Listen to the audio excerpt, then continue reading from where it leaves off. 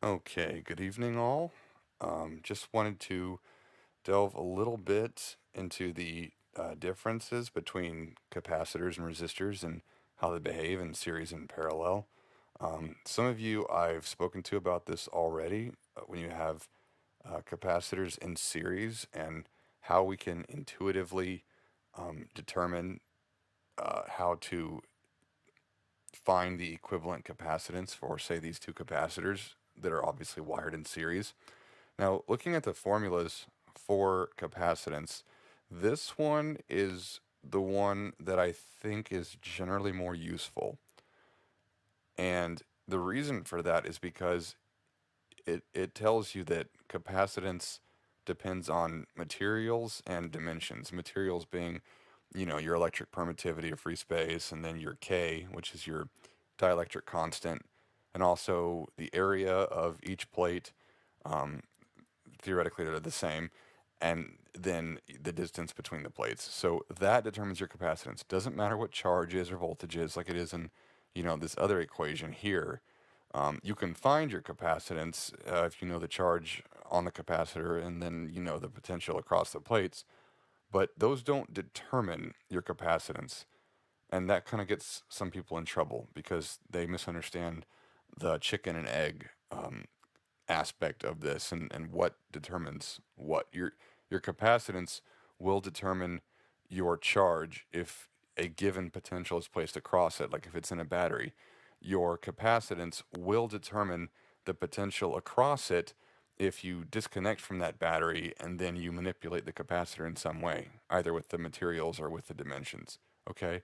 So the one that uses your dimensions to determine the capacitance is going to be the one that I think is more important and more absolute. So looking at the capacitors in series, how do we do this? And some of you probably already know, if these are say C1 and C2, you'd be able to tell me what C equivalent is, right?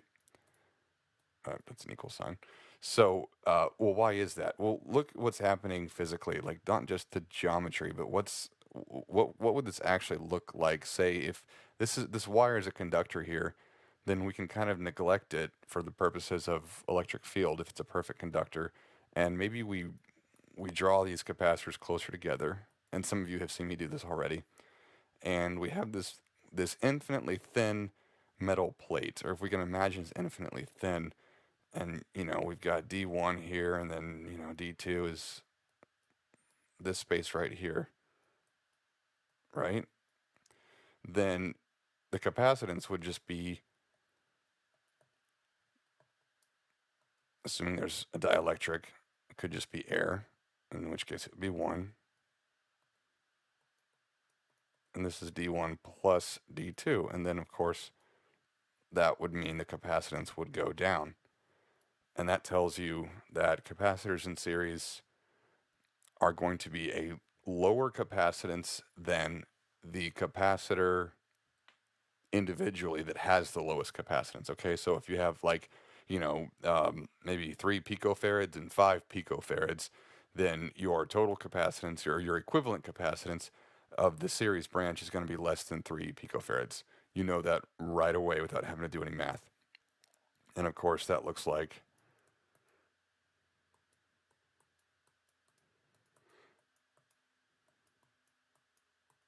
this, where you invert each of them, add that together, and then you invert that sum, capacitance in series. Okay, so in parallel,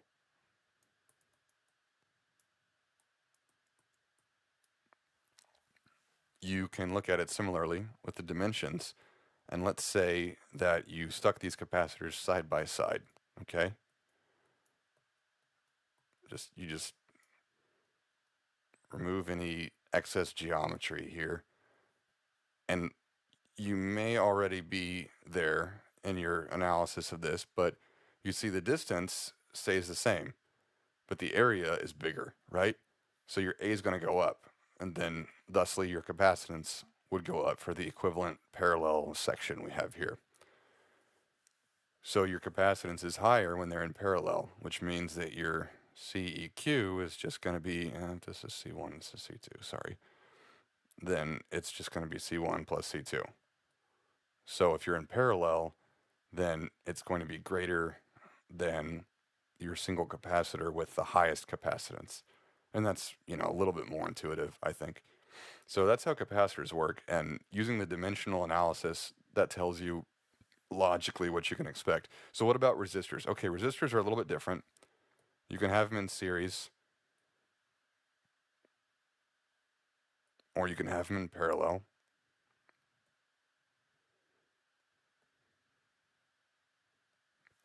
And you'll see a lot of different shapes and geometries with how these are sometimes represented. Sometimes they look very rectangular, like this one on the right. Sometimes you might even see, something a little bit more artistic or creative. Um, it doesn't matter. It's all the same. The wires is a perfect conductor, and as long as you remember that, then you won't make any mistakes. So how do we handle these? Okay, well, you may have already surmised that it's the opposite. So how do you remember that? Well, let's say you have a current flowing through this one. You're meeting resistance here. So the way that they're drawn is kind of useful, I think, because if you were walking along a path and you suddenly had to zigzag it, 3 or 4 times, then that's increasing the work that you have to do to move along this path. And if you add another resistor, you are yet making it even more difficult um, than you were before. Not only that, but if resistance is equal to resistivity times the length over area, and you're increasing the length of your resistive element, say you're adding resistance in series, then your resistance is going to be higher. So that's pretty clear. And then in parallel, well, this is kind of an interesting thing because your current is going to split, okay? And let's say that this one is like, I don't know, 5 ohms. And let's say this one is a lot more. Say it's 100 ohms, okay? So you might think, oh, well, I'd take the 100 ohm path, or I'm sorry, the 5 ohm path because that's less resistance overall. And you might think, why wouldn't any electron not take that path? Well, the reason is because you can still have crowds, right? So let's say you're hiking with a bunch of your friends, and there's two paths that you can take to reach your destination or reach your some kind of relative safety, which is right here. So there's an easy path and there's a difficult path. Well, if there's 10 of you and 9 of them go this way to the 5 ohm path, then maybe and don't bother doing the math here and saying, hey Drew, you're wrong. I'm just trying to use the example that if you have a lot of people taking this path, then even though this one seems more difficult, if you don't have other people to watch out for, then it might actually be easier. And that's exactly what happens in current flow, is that most electrons will pass through this resistor on the left.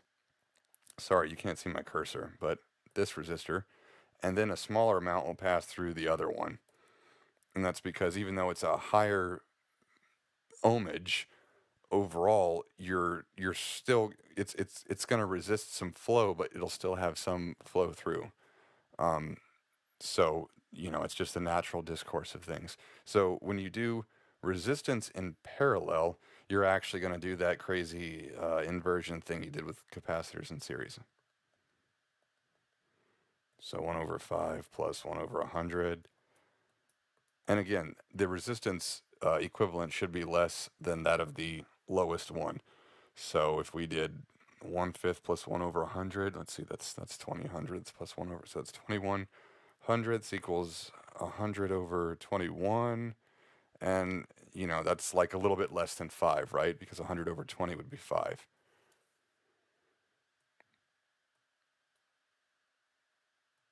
Slightly less than 5. Okay. So, yeah, and that's it. That's how you can kind of get a nice intuitive conceptual understanding for how to properly find equivalent resistance. So, good luck on your homework, and we'll see you guys on Tuesday.